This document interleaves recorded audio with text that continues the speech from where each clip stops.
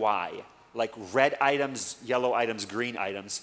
And it's pretty cool, but it's a free app. You can download it. I encourage for it to be, and just like look at the stuff you're eating. Just go through your house, scan the stuff that's in your thing, and just start to learn. Oh, this dye is really harmful for this and this reason. Like, I would have never known that, but I've learned so much about ingredients through this app, and then how to like just be, more educated. Because take it as a slow journey in your life. As you educate yourself with little tools, you'll become overall just healthier in your lifestyle. So take little tweaks. So really recommend this. Really cool, but it's 100% independent, so no influence from brands, no ads, no financial stuff. It's a cool company, and they evaluate the quality of the foods. You can also check things like your products, hair care, all that kind of stuff, shampoos and whatever else, household goods, and it'll recommend like, okay, if you want tortilla chips, don't get these, get these. And it'll recommend brands in the places that you're searching for and in the stores that you're frequenting. Don't get that lip balm, get that lip balm. You're gonna pay the same price. That one fails the Yuka score, that one doesn't. So like the little things, toothpastes, household goods, it'll give you a score and it'll tell you why. Deodorant, a bunch of stuff. Anyway, so pretty cool little app. I highly recommend it. There's another one that's like, is it Bobby approved? Anyone heard of that app? There's also an app or a website is like, there's this guy Bobby, he's a nutrition guy, and he gives like a Bobby approved score. But what I found is that Yuka is I like it because it actually has way more things on it. On the Bobby thing, there's a lot of things that it doesn't have. A good app as well, Bobby approved. You can just look that up, but I like this one because it kind of has everything and it gives recommendations and is very, very easy and quick to follow. So download it, put it on your front page, and get curious about what's going into your body. And what's cool is you can actually scan stuff like, like I'm shopping on Amazon for, supplements or something. I'm like, okay, I'm gonna quickly scan this QR code. How is it? Are there any ingredients I need to avoid? Because I could probably get that same supplement without the bad ingredients.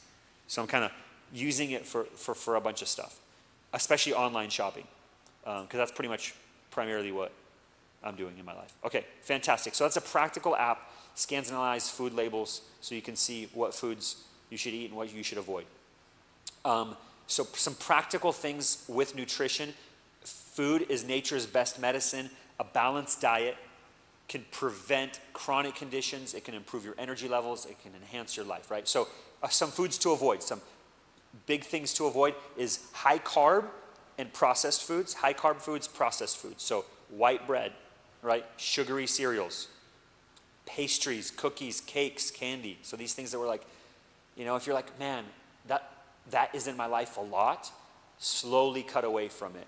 I noticed how I had a hard time making good decisions with food. I started to get educated on food, started to teach about good food, but I had a hard time making good decisions about food until I started actually incorporating other disciplines. So what started helping my food journey was when I started getting physically active. So now I'm running. Now I'm thinking about, okay, well, I don't want that because I'm trying to get my body to work right, so that's not going to help.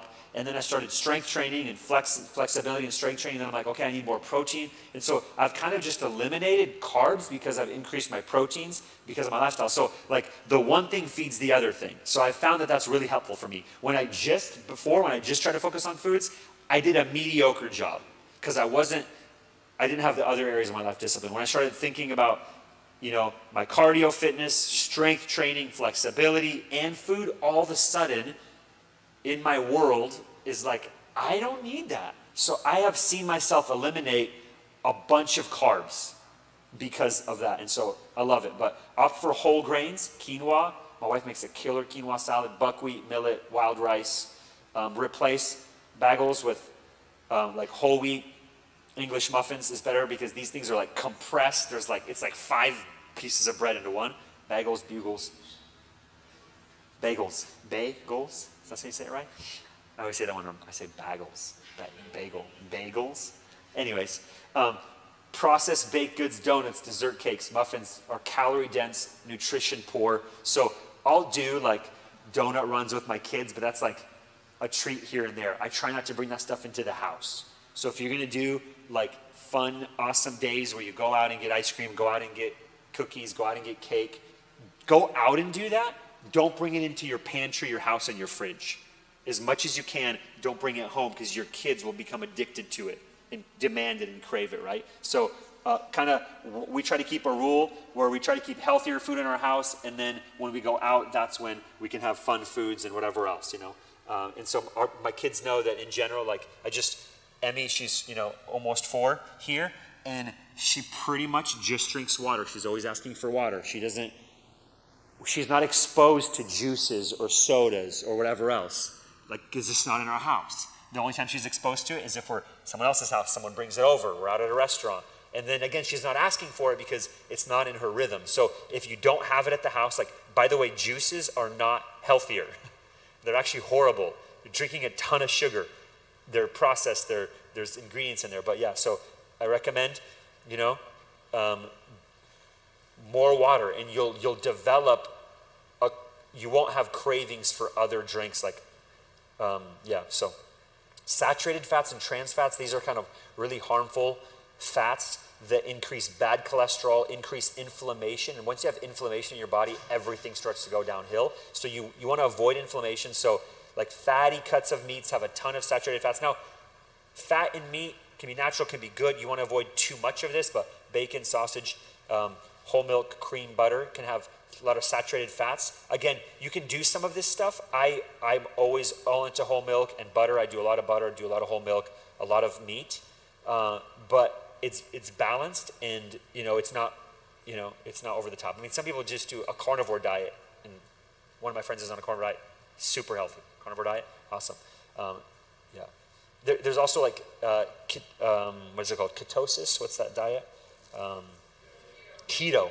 There's a keto diet which puts you into ketosis. It causes your body to burn fat instead of sugars, which is a slow burning fuel, better. And that was like you eat a ton of fat. So anyways, but trans fats found in like margarine, processed foods, fried foods, store-bought frosting, horrible. Hope that's not in anyone's homes. But these fats, they lower good cholesterol, they promote inflammation, they increase heart disease. Also for cooking, avocado oil is a good one. In general, cooking oils changes them. So I actually will cook with butter instead of any oil. So even like eggs or whatever, I make eggs, several times a week in the morning. I'll just do a little bit of butter and do that instead of oil, because oil has a, like, what do you call it? Not a melting, but a smoke point. And once it gets to that point, it changes it and it's no longer good for you. It's horrible for you. And so, but yeah, trans fats, saturated fats, added sugars. So, soda, candy, sweetened cereals, baked goods. Sweetened cereals is a weakness for me because I grew up eating cereal pretty much every day of my life from kindergarten through high school. And so it was such a like go-to childhood, like it just got so ingrained in me. And so, now I'm probably maybe eating cereal maybe once a week or less, but it's just, that's my weakness. If I cheat on something, I have some not so healthy cereals. I have some healthy cereals in my house. I have some non-healthy cereals in my house. But I try to look at the Yuka score and limit it. So, okay, there's sugar in it, but there's not a bunch of stuff in it. It's just sugary, okay? But in general, give yourself some room to enjoy life. You don't have to be crazy about it. But again, this is the stuff that you want to avoid is excess sugar. A 12-ounce can of soda, it has 10 teaspoons of sugar. Some of them have way more. A solution, choose water, herbal teas, sparkling waters are popular now, but some of them have a bunch of additives, but there's some that are really good. What are the brands that are really good for, like, who is into sparkling waters? My wife is into them. Haven't researched which ones are good, but which ones are good? Anyone know? Is like LaCroix's, are those good? I don't know. Or is there additives in there? Y'all don't know. No added sugar or anything? Okay, so they're good. But yeah, I'm pretty much doing water, tea, and coffee. It's my beverages. Artificial sweeteners are horrible. You guys probably know this. This is common sense now. Over the last couple of decades, we've realized how bad this is. But anything that has like diet on it or sugar-free or light is bad.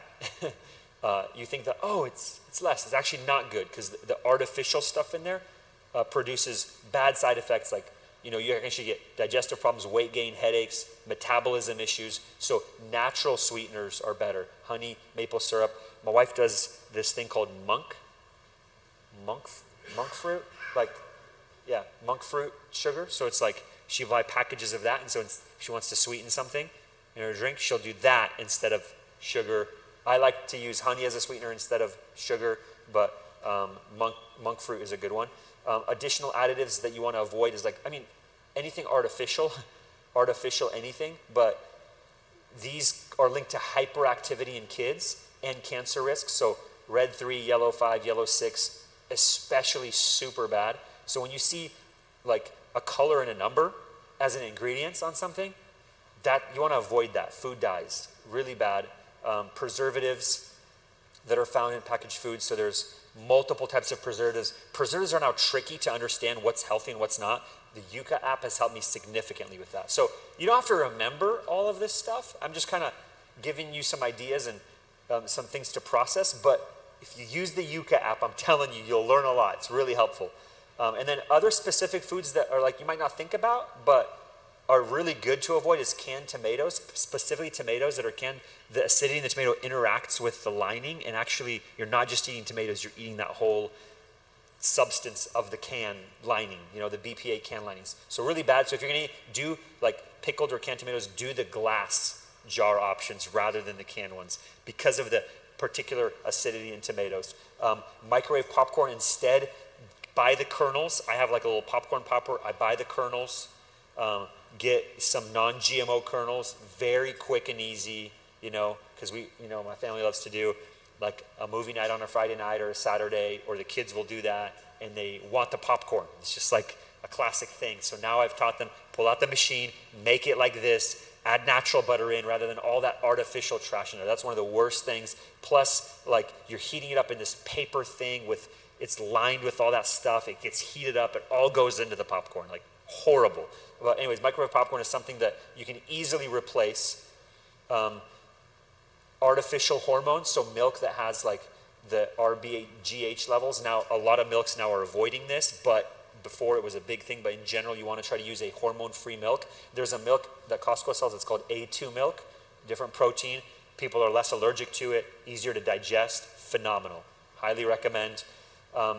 Pesticide-laden produce. So berries in general are very pesticide sprayed massively. So you want to try to go for things that are organic, especially strawberries, because the pesticide levels, even after you wash them, are almost identical. So you can even soak strawberries, but they retain that. So anything that doesn't have like a skin, so like think blueberries, super thin skin, you're going to eat that, all of it's absorbed. So think stuff that has like a bigger, core, like, I don't know, apples or oranges are gonna, if they're not organic, it's not as big of a deal. But things that like have a very thin skin, or like strawberries, are gonna absorb everything. Massively bad. So you're gonna pay a little bit more, but this is a really worth it, because one of the highest pesticide levels in all fruit is found in strawberries, actually. Or potatoes are especially good at absorbing the overspray of pesticides from the ground. They're really good at absorbing that. So if you're going to do a couple things, think strawberries and potatoes. These are ones that you want to go for organic, because it's going to make maybe a small difference, but a big difference as far as how much pesticides and stuff you're exposed to, the artificial stuff. Good. A couple more motivating facts. Eating just one serving of leafy greens daily can slow cognitive decline by 11 years. That's a neurology journal. So eating leafy greens, so salads, one serving a day, slows cognitive decline. That's huge. Like talking about your later on, many of you are young, you're not thinking about your later life, but trust me, you want to be sharp all the days of your life. This is something that massively helps. Omega-3 fatty acids found in salmon, walnuts, chia seeds can reduce inflammation. So I take omegas every single day. It's part of my supplement routine. You can grow what? Yeah. Oh yeah, for sure. Aquaponics? You do that at home? Aquaponics? No, you're thinking of something else? Some people do like these tanks that support. Okay. Okay. Oh, interesting. Send me that. I'm interested. The omega-3 fatty? Fats? Okay, good. Yeah, omega-3, omega-6. Yeah, in general, I love salmon, and so I love fish and stuff, so I'll try to get it naturally as much as possible, even like smoked salmon. But I take a supplement because this is really helpful. Hydration, I started to track my hydration, started to carry a water bottle. I realized that when I carry a water bottle that closed and has a lid, like I have with me today, I don't typically drink very much. I find, I didn't really get through very many water bottles. When I started using water bottles with a straw, and I just always try to keep it with me, I always keep it in the car, I take it with me, I try not to walk around without my water bottle with a straw, because it's like quick sip, all of a sudden I've gone through 4 of my 30-ounce water bottles in a day, and I'm like, yes, that's where I want to be. I want to like try to drink 100 plus ounces of water. Massively helps with so much stuff, you know. So keep a water bottle with you, a convenient, easy to use, like this. Not easy to use. I just happened to bring this one because I was in a rush. Let's drink to that. Harder to drink. I choke on this stuff. Like, gets in your throat weird. It's like, man, to me, straws all the way. Anyone a straw water bottle fan here? Oh yeah? One? Okay. Give it a go. And there's actually cool water bottles that are flip resistant with the straw, and you flip them over, they won't actually leak. So there's ones like that too, because I hate spilling water. It's the worst. Yeah. Which one you want to do? You want to do foods to avoid? Okay. Okay, foods to avoid. Specific foods to avoid. Snag a picture of that. Are there any thoughts or questions? I mean, there's probably some of you guys that are into this stuff in this room more than I am. I'm not like an expert in this stuff. I've just kind of been accumulating and learning over the years. My mom was really into learning health, and so, you know, my mom and my mother-in-law, so I have a few like really health nuts around me that I've learned a few things over the years, but I tried to kind of like really simplify, condense, and highlight some of the things that I think would be maybe most helpful. By the way, obviously, those of you that are enrolled or whatever, like part of the partnership list, I send all my notes, so I'll send this to you guys and make those all available. So, because I know we're blasting through some of this pretty quick, and some of it I'm probably just going to skip over, and I'll let you guys explore it if you want. So that's number one, is nutrition. Wanted to spend the most time on it simply because I think if it's a very important part of your journey is nutrition. The Bible has a lot to say about it. Any questions in the area of nutrition, suggestions, things that I missed that are very important? What are some tips or rhythms that you have in the area of nutrition that have helped you? Yeah. Yeah, it's better to avoid plastic. I try to do glass or non-coated, but like the, see, I choke on these ones, so I don't like to drink from them. It never happens with my straw water bottles, but I try to use water bottles that are like metal, uncoated, or glass. Yeah, I mean, in general, I don't know. I hope these things are BPA free. They probably are. When you pay like for Voss water bottles, I just have this left over from yesterday. I was using it at church. I don't know. Yeah, it's like the lining that, and this, I mean, I think I don't know if it's just the lining, but I also think, I don't know exactly. Maybe it's part of the plastic itself. Non-BPA plastics, not yet. Kombucha is a trend. Yeah, I think kombucha is good. I think a lot of people overemphasize how good it is because of how much sugar and additives is in it. So if you want gut health, there's better, faster ways to do it. But yeah, I mean, some people are like, they think they're healthy because they drink kombucha every day. Probably a bad habit. Yeah, homemade kombucha. Yeah, but some of the stuff that's like sitting refrigerated in stores, it's glass bottles, you pay a lot for it. There's a lot of stuff in there, a lot of sugary stuff. Yuka score that stuff. And it'll give you some recommendations of better kombucha. I'm for kombucha. I just don't think you should drink things in general that are just, you know, lots of stuff. It's super cheap to make kombucha at home. You make it?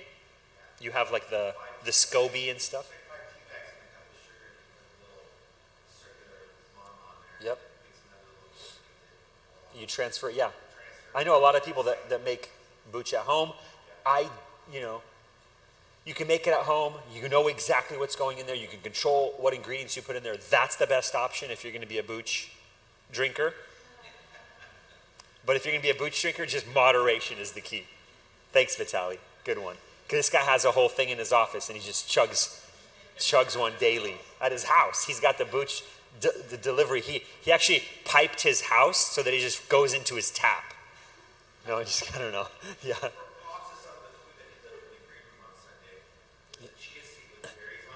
Okay. Chia seed with berries on top on Sunday. That's a good one. Yeah, and chia seeds are great. Yeah, there is some healthy foods. Good. Any other tips, hacks that you've discovered that work for you in the area of nutrition that are really helpful? Things you've discovered, things you do, practices, area of nutrition. Yeah.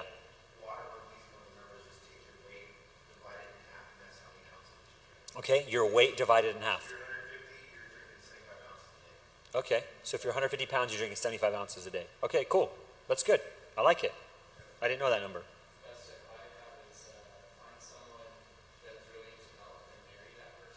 Oh, that's a great tip.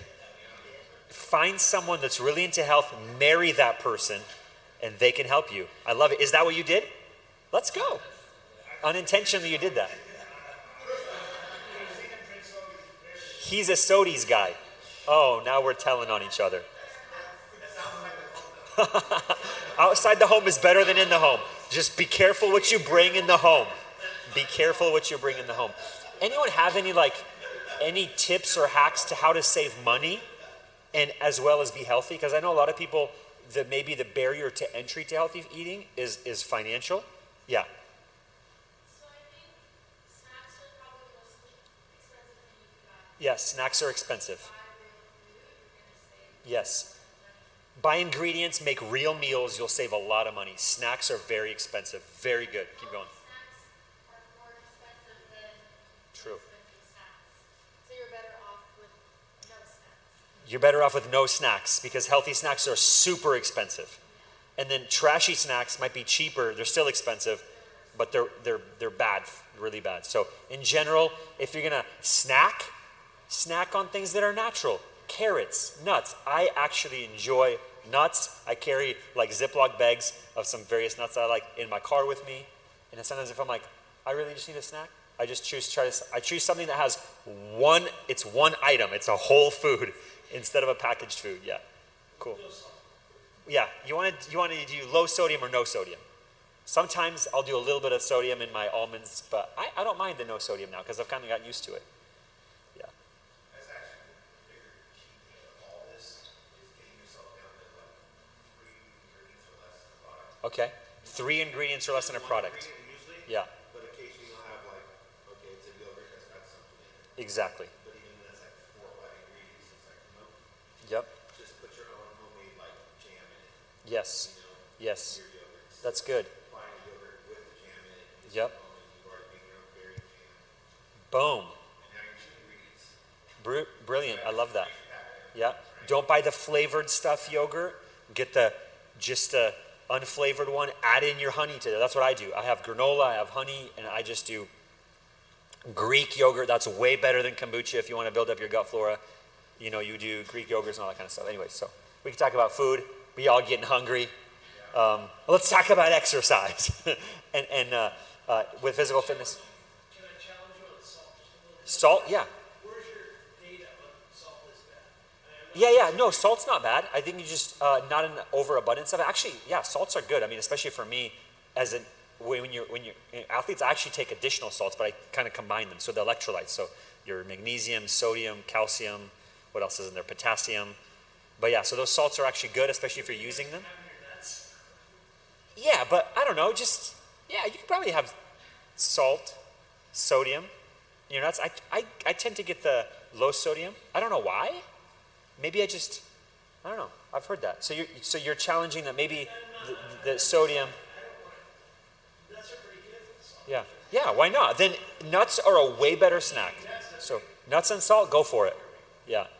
And with salts, like I like that pink Himalayan salt, and that's just pretty much what I put into my salt grinder. I just buy the big packages of it instead of buying just the white, whatever, bleached, I don't know what salt process, but I guess there's better salts, people have said. So I just do the pink Himalayan salt. I don't know why. It's not a much more investment, but it's great, lasts forever. But yeah, great. Awesome. Any other things, or maybe I'm wrong on some of my facts? Fact check me. Can you use the mic so people online can hear as well? Yeah, It's on. he does like he like brings people in like these 40-day fasts, Okay. and so his whole thing is I think he's like a vegan and or some specific one, but he also says no salts. But, I mean, I can send you the information from Okay. him, but what he tries to do is it's like mostly vegetables, but they have enough to make sure you have your proteins and all of that. Okay. But he's pretty strict on trying to take salt out of your diet as well. But he has this whole regimen of why that is, and apparently a lot of people that go through this program, they like will stop from having all these tons of chronic conditions to like literally just And a he crazy attributes it to healthy- lower salt. lower helps. salt. I mean, it's not just lower salt; it's an entire food dramatic life change. Okay. So Interesting. It's more than Yeah. that, but he does. But no salt is a big thing to Yeah. him, to his Okay. diet. That's good. Yeah, I mean, for athletes that are sweating a lot, you actually have to have that because the salts help you actually absorb the water you take. If you just drink water, you'll flush stuff out.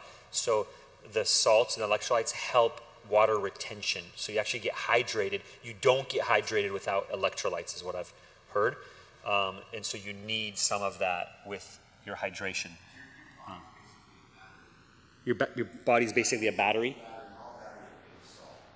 Huh. Batteries are made with salt? Okay. Interesting. Mike? Okay.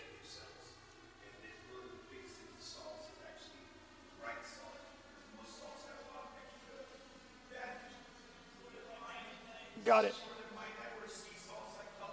Yes, sea salts. Yep. Good. I like it. Yep, real sea salt is good. Okay. Celtic sea salt, I haven't heard of that. Baja sea salt.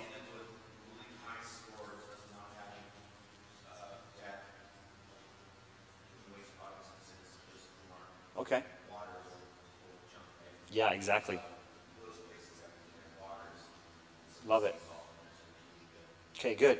Let's use the mic as well so people online can hear too. Pass it around. Love it. Mariana is our health expert in the room. Tell us. Not an expert, but I just wanted to say salt is also a mineral, and Okay.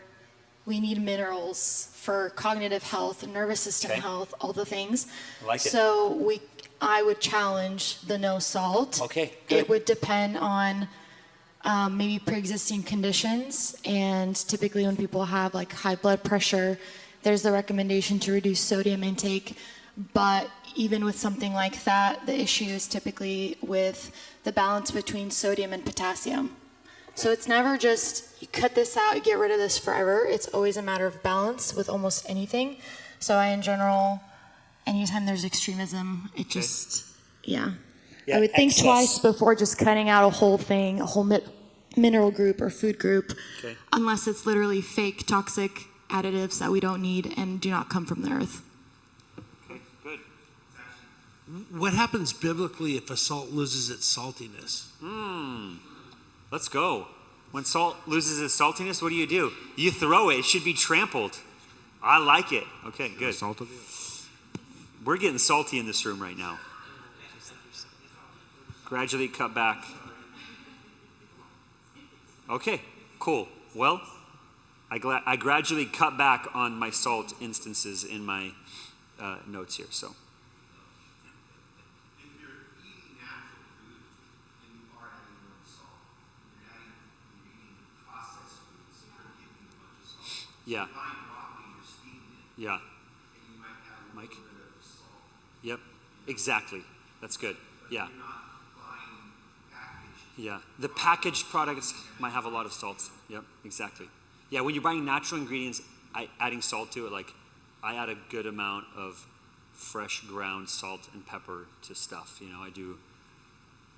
I'll do a ground beef bowl with, with avocados, tomatoes, cucumbers, some beans, and oil, natural olive oil, salt and pepper, and it's like salt gives me my flavor to all my stuff. So I actually do salt, but I try to add it to whole foods rather than like the excessive packaged food stuff. I think that's probably where there's like an over excess of salt. If you're like cooking in general your food, you're probably gonna have a good level of salt. Yeah. Your tongue has receptors of all those different foods. You shouldn't get rid of those different foods. If you have a sugar, Yeah, you have a sugar. salt section. Yeah, your tongue has all the receptors. Sweet completely doesn't make sense. That's true.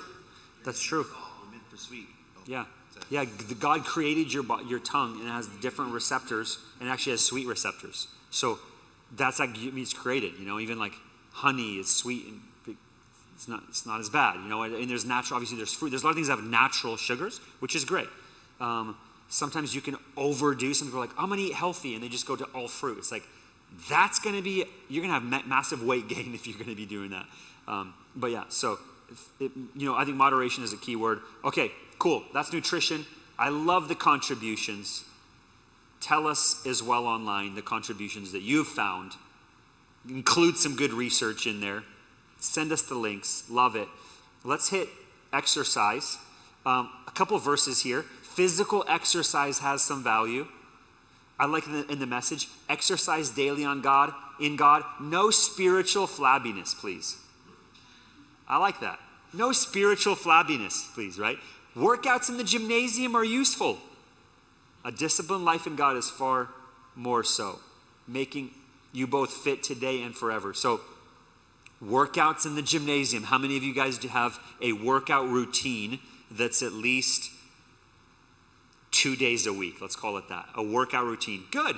Awesome. 1, 2, 3, 4, 5, 6, 7, 8. 8 in the room? Well done. I love it. In general, a good recommendation is 3 days a week you want to do something for strength, and 3 days a week you want to do something for like activity, like cardio. You want to do something for strength 3 days a week. You can combine them and just do 3 days and just do strength and cardio together, or you can separate them if you like to have a daily rhythm. I like to try to alternate them, where I do a strength day, a cardio day, a strength day, a cardio day. So I'll do a running day and then a lifting day. And so I like that. I feel better when I have a rhythm like that, but I try not to ever do less than 3 days a week of physical activities. It's a good kind of rhythm to have. 1 Corinthians 9:27 says, I discipline my body, I bring it into subjection. I treat my body hard, right? So subdue discipline and make it my slave. So I'm not disqualified after I've preached. So I want to discipline my body because it's part of my qualification. If you look at the list of qualifications of like an elder or a deacon, you look at the list in Titus and in Timothy, both of the lists have like deacons and elders qualifications. If you look at that, both of them contain not given to much excess, right, with wine. So particularly the idea is that there's not an excess with that appetite. You can control it, otherwise you're not even qualified to lead if you can't control that physical appetite. Anyways, back to the body discipline. I love Proverbs 10:17. The road to life is a disciplined life. The road to life is a disciplined life. Proverbs 31 says, she does her work with energy and her arms are strong. Her loins are girded with strength, right? Her arms are strong. So there's strength, right? So there's some scriptures there about exercise. Some of them might be a little bit of a stretch, but let's just say it's in there, right? Nutrition, very much in scripture. Exercise, I think, is something that God wired us in general. Like, you don't work, you don't eat. A lot of work, and back in that day, was not connected to how we work today. Today, a lot of people work with just their mind. In the society of biblical times, there was probably not a lot of people that just work with their mind. Most people work with their hands. I mean, when Paul even addresses the New Testament, people working with their hands is a thing, right? So now, because we don't work as much with our hands, the Bible emphasized working, which included exercise. Now our work often doesn't include exercise, so we have to actually make exercise a rhythm in our life. Some practical tips: 10-minute rule. Start just 10 minutes a day. It's enough to boost your mood and build momentum. So 10 minutes will actually make a difference in your life as far as your body, cardio, and mood, all that stuff. And what you want to do is just 10 minutes. Can you take 10 minutes uninterrupted and just go hard, do some push-ups, do some body squats, combine strength and cardio together. Try body exercises, push-ups and squats. Now, you can do air squats with your body. You can do like 3 sets of 30. That's phenomenal for your body. That'll probably take you just a few minutes. So you can, do a set of push-ups, do a set of air squats, do a set of push-ups, do a set of air squats. Go on a brisk run, brisk walk. This all together could take you 10, 15 minutes. Phenomenal what it'll do for flexibility, for strength, and for cardio. So try to combine stuff. Start with 10 minutes a day. There's something easy about like, okay, I'm going to do 10 minutes a day. I'm going to discipline myself. I'm going to set a timer. I'm going to do all 10 minutes. And then all of a sudden, it'll start to build momentum. Sneak it in. Park further away. Oftentimes, we're always praying for princess parking. And I think God's like, actually, you need, marathon parking, not princess parking.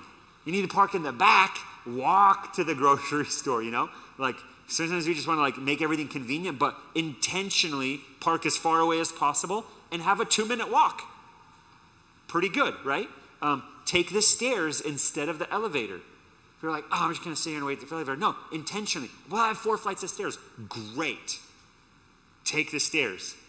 I actually have a friend I was visiting in DC, lives on the 3rd flight of stairs in the elevators, lived there for a couple of years, and I always take the elevator, and she's like, I'll see you guys up there. I'm like, where are you going? I'm taking the stairs. She's like, I never take the elevator. I've lived here for 2 years, never takes the elevator. The only time she used it was when she moved out. Like, that's pretty cool. Just like, my rule is I don't take elevators. Unless you're like thinking about like a huge high-rise building. Just, that's her rule. She's young, but I love that that's already something she just set in. Hurry or not a hurry, she's just taking stairs. Really great way to do that. Do squats while you're brushing your teeth. 2 minutes you're going to be brushing your teeth, just do 2 minutes of squats while you're brushing your teeth. Anyone ever combine things? Like you're already doing something, you add something else in? What are some things you do in your life where you combine it with something else? Like habit stacking. You already have a habit, you stack another habit on top of it. By the way, that's one of the easiest ways to develop a new habit is whatever habit you already have, tie another habit to it directly. So if you have a habit of brushing your teeth, tie a habit to every time I brush my teeth, I also plug in your new habit. Every time I shower, so find a habit you have. You shower probably regularly. You brush your teeth regularly. If those habits are not developed, we have people that can help you. We have a deliverance ministry. So find a habit you already have and habit stack. So this is an idea of like a habit stack. Stretch daily, incorporate flexibility to improve your posture and prevent injuries. So some people just focus on strength, but they ignore flexibility, especially as you get older. Flexibility is super important, right? So remember, there's different measures. I forgot to print, to give you some pictures of the charts, but there's like a few things that you can do that like are an indicator if you're flexible enough. And so being able to do, a full squat, touching your ankles, that is one. And there's a couple other things like there's like a lunge you can do. And you need to have a certain level of flexibility, be able to get up from a seated position without your hands or something like that. There's a few things that you can do. Is like, can you do that? If you can't do that, you actually need to work on this because later on in life, you'll get progressively it'll very much affect you. So there's incorporating flexibility with strength. So that's a big one. So when it comes to physical fitness, I think it's cardio, strength, and flexibility are very important ones. Don't drive everywhere. As much as possible, try to walk. So if there's something that's like walking distance, like walk there. So like let's just say you went to a restaurant and then there's a coffee shop, a block or 2 away. Instead of driving to the next location, like, hey, let's actually walk there. And then walk back. I just did that with a friend. We were grabbing some lunch and then we were going to grab some coffee and we decided to walk. It was kind of cold. It was a little bit rainy, but it's like, it's better to try to incorporate that where you'll feel better. You're active. 30 minutes of moderate activity, 5 days a week. So work up to that. Don't start there. It reduces the risk of heart disease by 30%. That's massive. Heart disease is one of the top ways that people in America die, and you can reduce that 30% by just being moderate activity. We're not talking about you're an Olympic athlete. Just 30 minutes of like a 30-minute walk would do it. Moderate activity, 5 days a week. Regular exercise is the brain's increases endorphins, reduces stress, improves mood. So endorphins, really helpful, stress, mood, all that stuff. So awesome. So that's the area of exercise. Any questions, tips, or hacks in the area of exercise that have helped you? How many, we talked about people going to the gym, but how many, I don't know. Yeah, let's talk about it. Joseph. There's like a really common saying, and I'd say like a part of it is true. They'll say like, oh, like to get fit, it's 80% diet, 20% exercise, and they'll just have like this ginormous emphasis on the diet part, which I do agree is huge.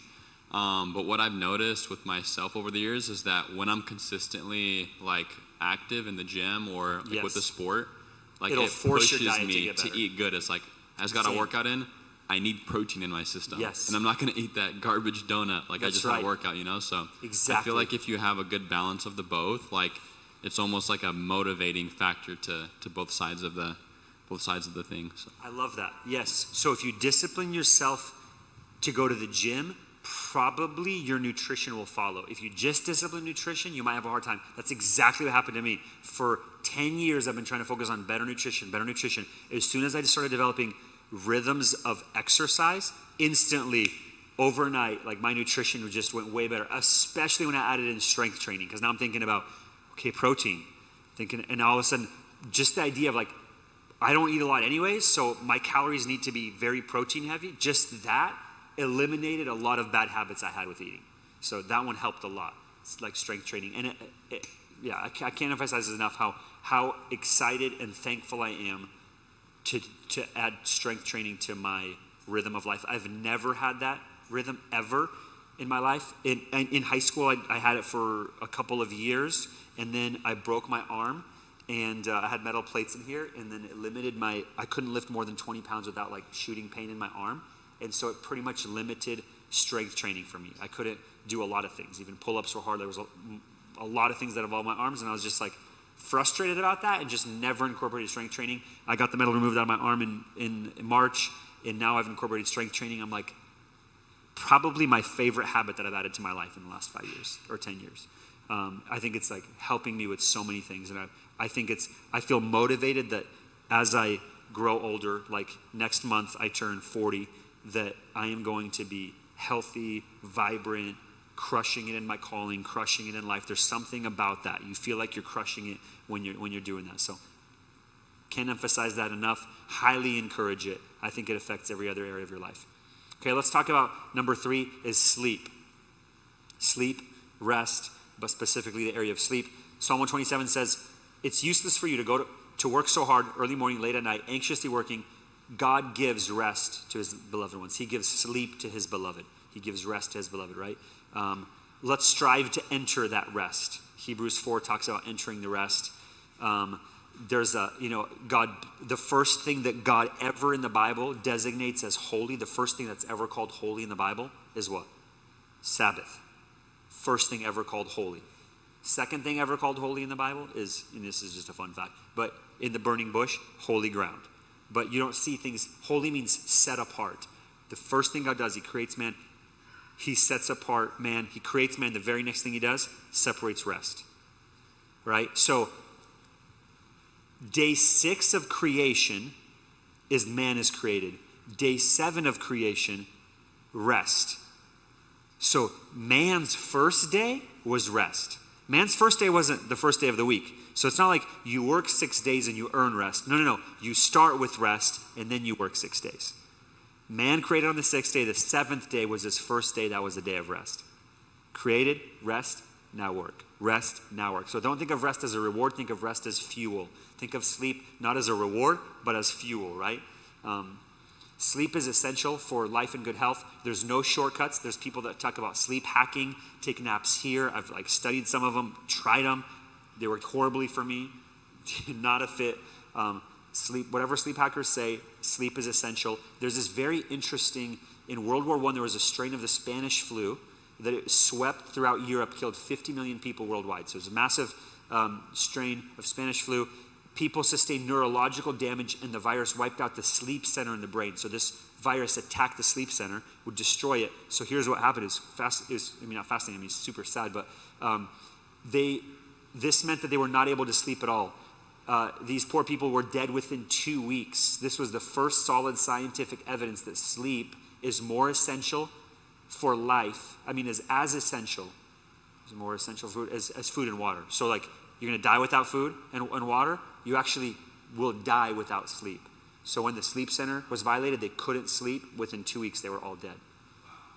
So very interesting with that correlation. So all living creatures require regular sleep. Some creatures require a period of dormancy where they kind of like are almost hibernating, but they're not like fully asleep. But in general, humans require sleep. All living creatures require this state of motionlessness or rest or, rejuvenation. And it allows your body to repair. God does things in cycles, right? He creates day and night. Why? He wants you to sleep. Nowadays, we have technology that can keep you awake 24/7, Not really, but just in general, like we have light, artificial, but in general, people were awake when it was light and asleep when it was dark. And like in the Middle East, if you think about, like where the center, think about God creates the world, and it's like on the equator, and on the equator, the days are consistent the year round. It's like there's the same amount of darkness and the same amount of light. So initially, the first people and the first, creation was put, of all the earth, it was put in a place where it was like consistent day and night cycles. Not in Alaska, where you're dealing with, 18 hours of night or 18 hours of day, and highest level of people killing themselves, because your body is hard to regulate when you have 18 hours or 20 hours of night. I have relatives that live there. There's massive issues. Churches, pastors I know there have massive issues with people's mental health during the seasons where it's like dark a lot, And then when it's light a lot, there's other problems where people aren't going to bed, they're not getting good rest, and it violates stuff. So it's interesting. So sleep is important. Your immune system depends on your sleep. I have found this correlation with me personally. Quickest way for me to start feeling off or sick is if my sleep starts I do 2 or 3 days in a row where I didn't sleep really well. Instantly I'm like, oh, why do I have a scratchy throat? It's like all of a sudden my body is not able to fight off the basic stuff that it fights off very easily. Like during sick season, I don't get sick much anymore. Like very rare that I get sick. And part of that's like, food, nutrition, vitamins, exercise, and sleep. But sleep is a huge one for immune system. The University of Chicago researchers found that men who slept only 4 hours a night for 1 week produced half of the amount of flu-fighting antibodies in their blood. So 4 hours for a week reduced your ability to fight stuff by half, right? Compared to those who slept 7.5 to 8.5 hours. There was a significant difference between consistently not getting enough sleep and your immune system being compromised. Adults need between 7 and 9 hours in general of uninterrupted rest every night, but how you feel in the morning and throughout the day might be a better gauge. Now, with my watch and phone and all that kind of stuff, it typically will ask me every morning in my journal, like, how rested do you feel? And you pick on a scale of, completely rested, somewhat rested, fully rested, because that will help gauge how much it's recommending you to sleep. So a good gauge, if you start to go to sleep regularly and have the same rhythms, is how do you feel? And you can, after some consistency with about a 2 or 3 week period, if you have really consistent, like go to bed times, wake up times, you will be able to figure out what your body needs. And that's kind of like the baseline of what your body needs. And from the studies I've read and found on sleep, is that you can't train your body to get less sleep. Like it's just biological, it's dialed in. Later on in age, it can change, but in general, you can't in a short period of time, within a few years or whatever, change how much your body requires. So anyways, but every piece of credible research demonstrates that you pay big health price if you're getting consistently less than 7 to 9 hours. Health and productivity. Health and productivity go massively down if you're getting less than that. So tips for better sleep: a schedule. We have technology that helps us. Your iPhones all have this thing you can turn on, and you have a recommended time, like bedtime routine. I'm gonna start at 10:30. So I'll typically start the notifications about an hour, and then 30 minutes before I kind of want to go to bed. So like an hour before, I'm getting notified. Prepare yourself for sleep. I have some apps that I set up specifically. You can set up when it notifies you, because I want like an hour warning, 30-minute warning. Okay, I want to wrap up my day, and it kind of helps. So set a schedule, go to bed and wake up at the same time as possible, even on weekends. So don't treat your weekends as sleeping in. You're actually going to be better rested and more consistent if your sleep matches consistently through your week. Create a wind down routine. So spend an hour before bed away from screens. engaging in relaxing activities like reading. So interacting, wind down routine. Don't be on the screen. I think one of the worst habits right now that people are in, and it's affecting their health massively, their sleep, their anxiety, is they're falling asleep with their phone. And they get tired enough, they put it down, and the last thing they were on, they were exposed to a bunch of blue light in their eyes, horrible, and you're sleeping. And now, yes, you're sleeping, but the quality of your sleep drastically goes down. There's studies on it. I didn't pull them up here because I just had too much, but there's studies on to show how bad it is to be on a screen an hour before bed. So that's a habit that I am guilty of, and I think your marriage, your relationships, everything will be better. I mean, some people recommend don't bring your phone into your room. Like, it's not allowed in your room. And especially, this is one of the rules that I have some friends that for their kids, when they grow up and they're, even they're like, 15, 16, 17, 18, but they're, teenage kids in the home, they have a phone. Their phone is not allowed in the bed. It's not allowed in the bedroom, not allowed in the bathroom. Their phone can be used in public areas. So like when they're getting ready for bed, when they're in the bathroom, private areas, they're not using a phone for multiple reasons. Number one, for sleep. Number two, for just, it's good. But just in general, that's a pretty good family habit to get into. Hey guys, all our phones, we're going to leave them here. We're going to our rooms. We're going to bed.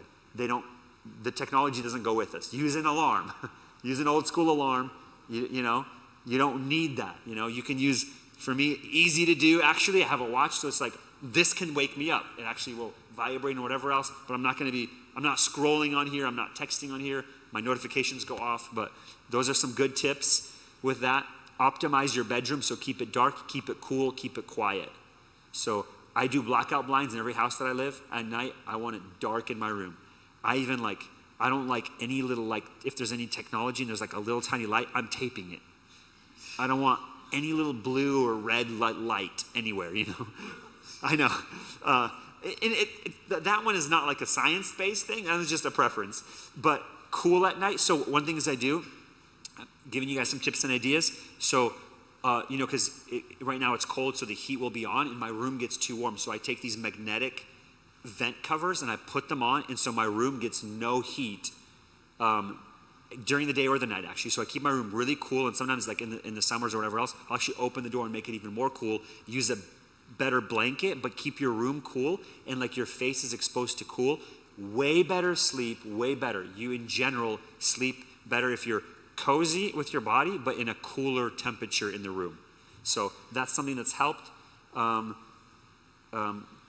don't know what the science is behind quiet versus like some people use like white noise machines. I don't know, or like brown noise. I typically don't use white noise. I don't like the frequency. Brown noise is way better. I use a smothered brown noise. Check it out. If you need help focusing, studying, or like sometimes like maybe I want to take a nap. It's midday. My kids are super loud. I'll turn on the brown noise super loud, put it next to, near my bed or near my pillow.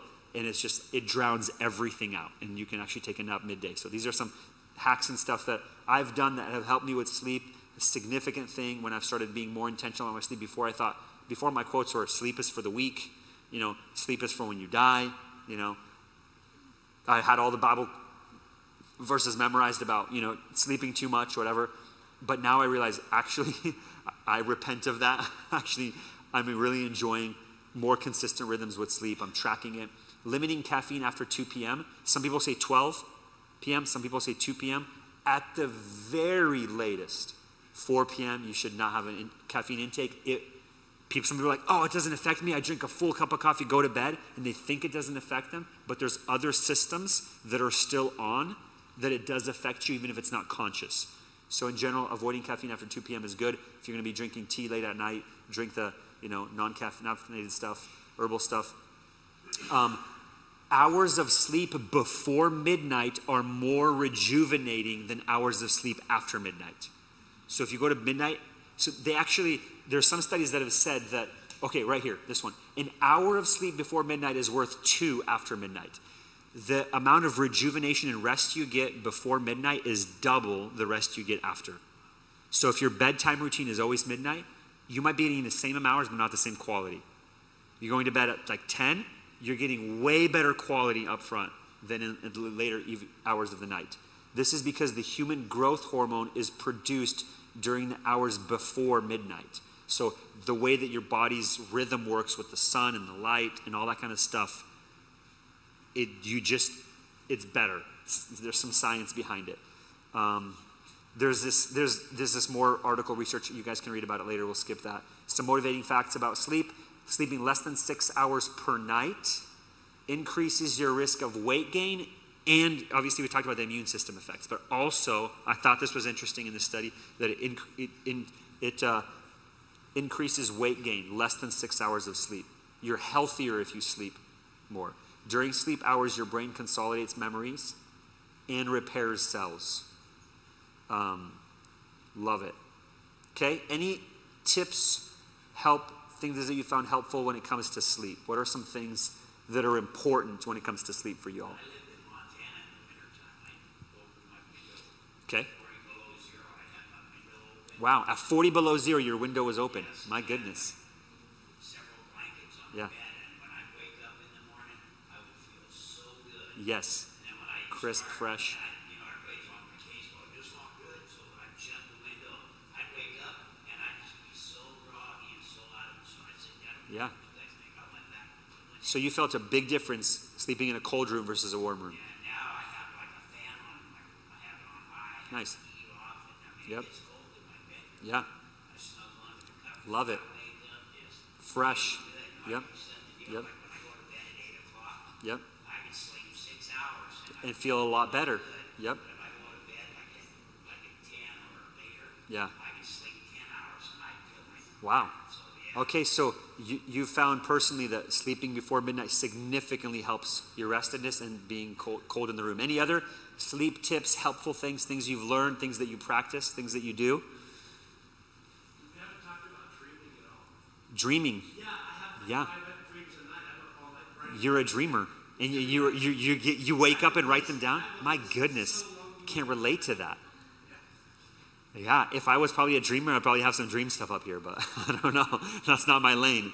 I've asked the Lord to give me dreams. I've had dreams here and there, but I could probably count on one hand how many dreams I feel like that was 100% from God in my life, on one hand. I was like, wow, I think God spoke to me in my dream, Very rare for me, but I very much honor that. I think it's one of the top ways in the Bible that we see revelation coming to people is through dreams. It's one of the top ways God speaks, and in a dream. I did a study one time on dreams in the Bible. I was like, wow, it's significant how much God speaks in dreams. So something about that, sleep and rest, and there's a correlation to this whole thing with... I think that the rested heart can hear God. I like that. I think that people that are dreamers typically have an unrested heart during the day. The Holy Spirit told me one time you have to rest before you can rest. So people that can hear him well outside of sleeping hours probably have a more rested heart in general, less anxiety or something, because I've found in the second half of the night is when God speaks to me like reliably. In the second half, like from the hours between 3 and 5. So God waits till you have your good sleep out of the way. 3 to 5, he's like, let's talk. I don't know. Just messing around. Cool. Any other sleep things that you found helpful, that are good? So just think of these areas. Nutrition. Think of physical fitness, like, working out, exercise. So nutrition, exercise, sleep. Holy Spirit, are you telling me anything that I need to shift in my life? And so just think about that. Is the Holy Spirit highlighting something? If he is, and especially if it's a confirmation of where he's already been speaking to you, there's grace for you in that area to make movements, to make momentum. So I really encourage you to do it. And another thing that's going to help is tell people what you're doing. Keep accountable that you're going to do it. There's something about it. Like when someone's like, hey, you know what? God's been speaking to me about this. I'm going to start. Simply declaring that out loud even one time to other people significantly increases your chance of actually doing something, incorporating your life. So it's something to like, I think I'm hearing God. But when you say, I think I'm hearing God on something, so important. So if you feel like God is giving you something during these last couple lessons, I want you to pay attention to that. Real quickly, as we wrap up tonight, I want to do, mental and emotional well-being. We spent the first 7 weeks on that, so we won't cover it a lot, but just I want to highlight a couple of verses. Joy, is good medicine. A crushed spirit dries your bones. Joy is good medicine. We have to have a discipline of joy, I think, in our life. I'm not the best at this. I'm trying to get better at adding joy to my life. I tend to be a refiner. I tend to see things that need to be fixed instead of celebrating and laughing and being optimistic. I need to work on being a glass half full rather than a glass half empty kind of a guy. Nehemiah 8:10 says, don't be grieved, for the joy of the Lord is your strength. There is strength that you get when it comes to joy. So avoid pessimism and negativity. A UCLA study found that law students who began their first semester optimistic about their experience had more T cells mid-semester, which can amplify immune response, more powerful natural killer cells, powerful natural killer cells than students who had more pessimistic perspectives. So simply their perspective affected their biology and their health. Incredible. Be optimistic. Love that study. Don't bottle up emotions. Don't allow stress. Find ways to give your stress to the Lord. Talk about it. Being emotionally healthy. So avoiding that. And then, I can't tell you how much important this is. Daily gratitude journal, just 3 things a day. It could take you 60 seconds or less. One of the best habits you could ever do. Lord, I thank you for this, this, and this. Say it out loud, write it down. Quickly put it into your journal. And say it out loud. One of the things I used to do is I used to write, but when I would say God, thank you so much for this, this, and this today, something significant about that. It helps you. It's a rhythm where you will have more joy. You'll see things more positively. Laugh more. Watch funny videos. This is something that I do. Spend time uplifting people. Enjoy comedy shows. Allow yourself to laugh out loud. Sometimes we write LOL a lot in text messages, but we need to actually obey that. LOL. Instead of internally you kind of laugh at a video, just give yourself permission to laugh out loud. There's something about what it does to your brain, your mind, your whole soul. It's beautiful for you. Breathing deeply. There's this practice called box breathing where it's you inhale for 4 seconds, hold for 4 seconds, exhale for 4 seconds, hold for 4 seconds. And it's there's something, even breathing is holy. There's a lot of science behind this. Taking moment and just focusing on your breath is beautiful. I think it's created by God. It's the way we speak the word, Yahweh, we speak God's name through breath, these aspirated syllables, but this is a massive thing. And then mindfulness, right? So take a moment, pause, focus on your breath, focus on God. I take these mindfulness reminders that pop up. I like them and I actually keep them coming up. And I take them, I'm okay, I'm going to have a 1 minute, start the timer. I'm going to have 1 minute. I'm just going to give all of my attention to the Lord.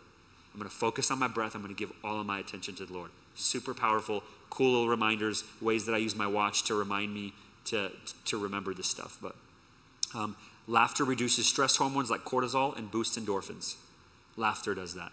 I try to laugh with one of the people that brings laughter to my life every single day is Emmy. She's 4 years old. She's almost 4.